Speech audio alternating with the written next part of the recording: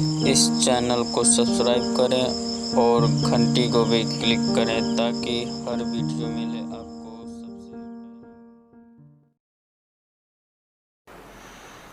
अब क्या बताते हैं परमात्मा, जैसे कुछ बुजुर्ग लोग हैं, वृद्ध हो गए बेचारे, ये तत्व ज्ञान ना मिलने से, अध्यात्म ज्ञान ना मिलने से अपने को जो ट्रेनिंग मिलती है परिवार से, रिश्तेदारी से, कुटुंब कबीले तक, समाज से, वो केवल यही मिलती है भाई अपना करके खा ले और लेकर दे दे। ये तो एक नेक पुरुष का कर्तव्य बनता है, ये तो फर्ज होना ही चाहिए। लेकिन इसके साथ साथ हमने भविष्य का जो करना था, वो परमात्मा की साधना, धर्म, पुण्य करने थे, वो ज्ञान के बिना वंचित रह गए। और वो ज्ञान मिले सतगुरु और संत से, तो परमात्मा कहते हैं आखिर तुझको कौन कहेगा गुरु बिन आत्म ज्ञान। ठीक है, समाज संसार में रहने की विधि तो आपको समाज के लोग बता ही रहे हैं, लेकिन आत्म कल्याण का जो मार्ग है वो संत ही बताया करते हैं। और संतों तक आप पहुंच नहीं पाते क्योंकि आप उसी ऐसे समाज में ग्रप हो गए और उन्हीं विचारों से आप संतुष्ट हो गए कि इतना ही काम है। जब सत्संग में आवांगे पता चलेगा कि मनुष्य का और भी एक आवश्यक काम है जो हमने प्रारंभ नहीं किया। दास पहले गांव गांव में जाते थे, सत्संग करता था। एक गांव में दो भाई थे, एक ने उपदेश ले लिया था, एक उनके पिताजी थे, बहुत नेक आत्मा थे, लेकिन इस ज्ञान के अभाव से वो इन सत्संग आदि के नाम से बहुत खिंचते थे। हम वहाँ 3 दिन का पाठ करते थे जैसे यहाँ चलता है, और 3 दिन तक 2-2, 3-3 बार टाइम में सत्संग करते थे। घर वालों को समझाते थे क्योंकि नया भगवान, नया ही ज्ञान, कई दिन तक लगातार समझाने से कुछ बुद्धि में आता है ये। तो हम सत्संग कर रहे थे, उन घर वालों ने अपने सभी भाईचारे को कह दिया था कि हमारे घर में 3 दिन कोई भी हुक्का बीड़ी तम्बाकू का प्रयोग करने नहीं आवे, या घर में बीड़ी तम्बाकू लेकर भी नहीं आवे।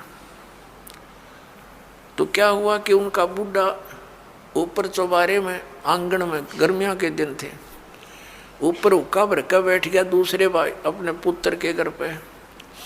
हम सत्संग करते रहे।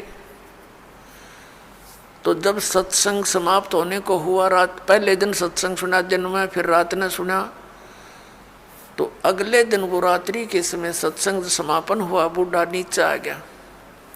लगभग 70 वर्ष की आयु थी उसकी। अब वो आके हमारे पास बैठ गया जमीन पे, और उसकी पुत्र वधू ये सोच रही थी बूढ़ा पता नहीं क्या बोल लगा महाराज जी को, पता नहीं क्या कह देगा यू, क्योंकि इनने कभी ये काम देखे नहीं, और पता नहीं क्यों आ गया यू तो बहुत चिढ़ा करता है इन बातों से। वो बैठ के और आंखों में पानी भराया, रोने लग गया। मैंने पूछा क्या बात होगी बाबा, क्या बात है, क्यों रो रहे हो आप?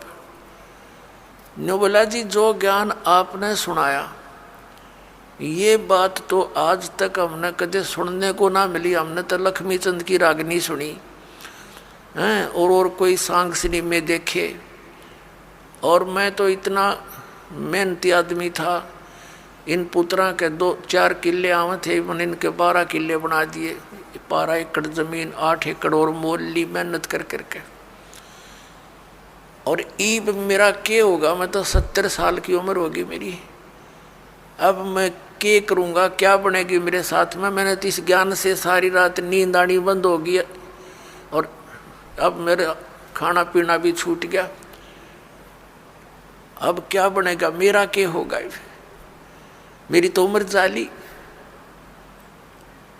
और उसकी पुत्र वधू भी वहीं बैठ गई। बूढ़ा आज तो बहुत अच्छा बोला, और वह ध्यान से सुना कि जो क्या हो गया बुढ़े का एकदम।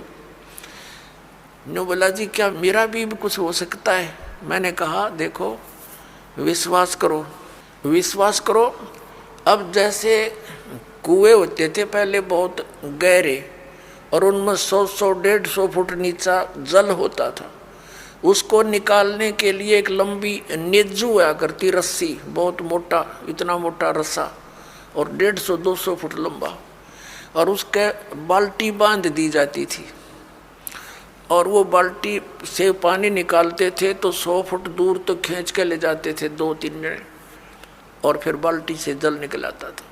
तो मैंने कहा कि जैसे कुएं में बाल्टी जा रही हो और नेजू हाथ से छूट गई रस्सी, और वो तो जा रही है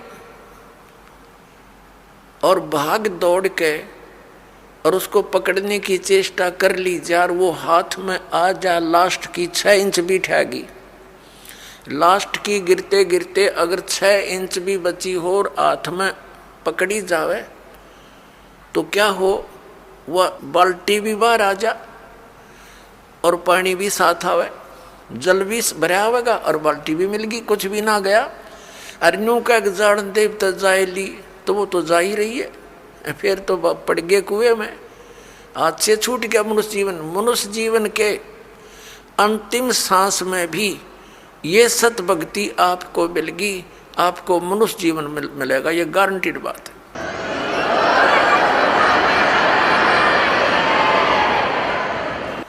और आप क्या तो अभी 70 वर्ष है, एवरेज 80-90 तो मानते हैं मनुष्य की आयु, और आप तो स्वस्थ दिखाई देते हो, करड़े हो, खूब तगड़े, और नाम लो पर ओका बीड़ी शराब तम्बाकू ये छूना नहीं पड़ेगा।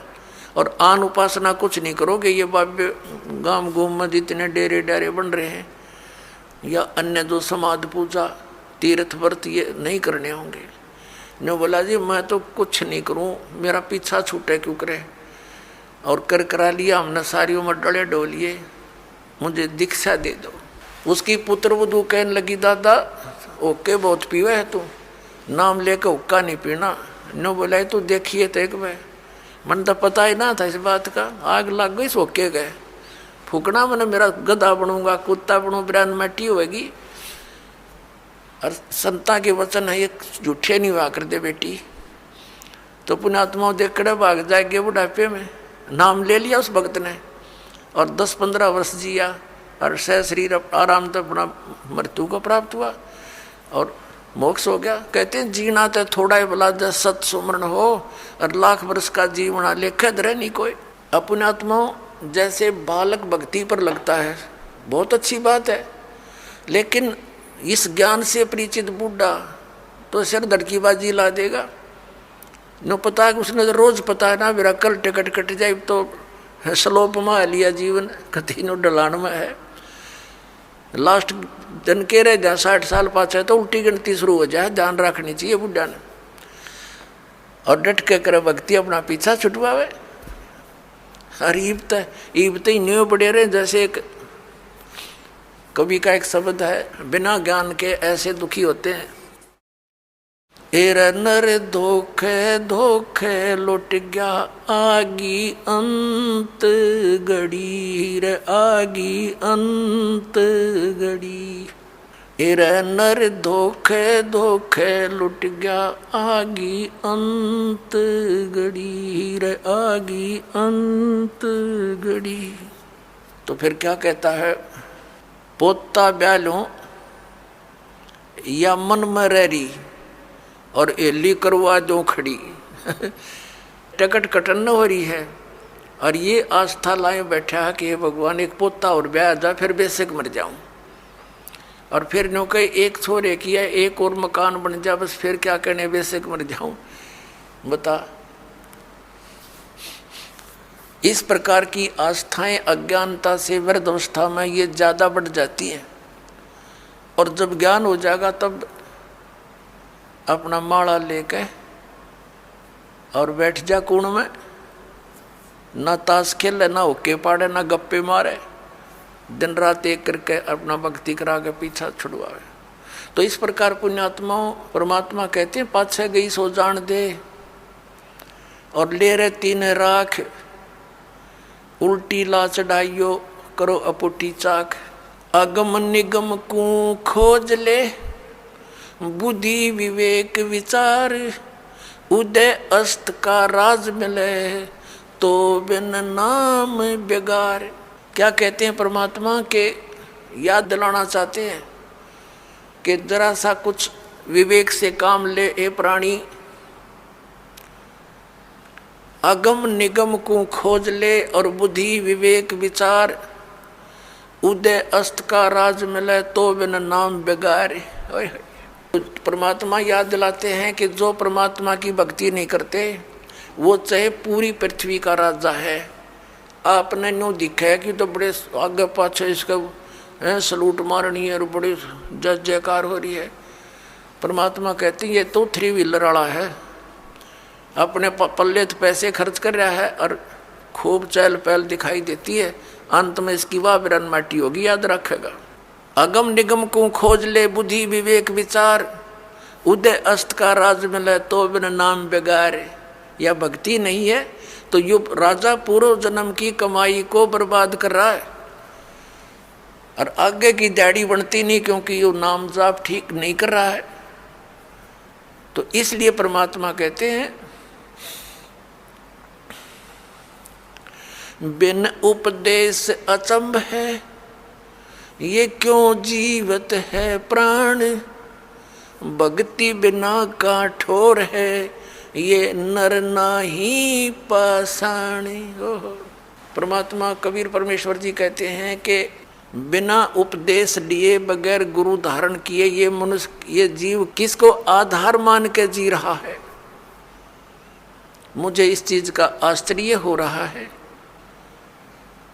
और भक्ति बिना का ठोड़ है, ये नर नाही पाषाण। ये तो पत्थर हैं जब इस मनुष्य जीवन को बर्बाद कर रहे हैं, ना कोई आधार। यदि हम बच्चों को आधार मानते हैं तो हमारी ये मृत्यु हो जाती है, तो बच्चे हमारे कहाँ से हुए। हमारे सामने बच्चों की मृत्यु हो जाती है तो ये आधार निराधार था, हमारा भूल थी हमारी कि हम इसीलिए जी रहे थे। हमारा आधार होना चाहिए मोक्ष, और मोक्ष के लिए पूर्ण संत की आवश्यकता होती है, सतभक्ति की आवश्यकता होती है। तो वो सभी समय संयोग इस कलयुग में आकर इकट्ठे होते हैं जो अब आपके लिए रजा कर रखी भगवान ने। संत पूरा हो, पूर्ण परमात्मा की भक्ति हो, शास्त्र अनुकूल हो, अधिकारी हो नाम देने का, तो ऐसे संयोग ऐसे नंबर कदे कदे जुड़ा करे जो आज सारे नंबर मिल गए। और अब केवल नाम लेना है, बुराइयों से बचना है, मोक्ष हो जाएगा। परमात्मा क्या कहा करते हैं,